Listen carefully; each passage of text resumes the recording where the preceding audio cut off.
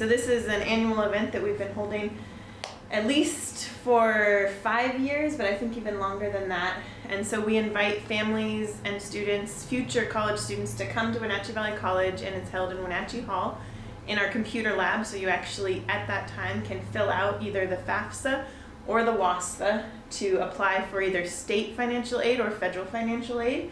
And we will have people there to help with that. It's in Wenatchee Hall from 5 p.m. to 8 p.m. Of course, you probably can empathize with some of the college graduates who are still struggling to pay off student debt. But what are we talking about in terms of the average debt that, let's say, a student would be burdened with? I think it really depends on what kind of education you seek. So for myself, I went all the way. I actually have my law degree, and so we're talking about hundreds of thousands of dollars of debt. I think depending on how far you go, it can range anywhere from a couple $1,000s in debt to, like I said, hundreds of thousands. But there are other ways of getting student financing that doesn't put you in that situation. Correct, yes. So they're actually at the college, we have foundation scholarships, which is one wonderful way to help pay for college. And then there's federal help, and luckily in Washington State, there's also the Washington State Need Grant, which is help for Washington State students as well, especially those who do not have documentation.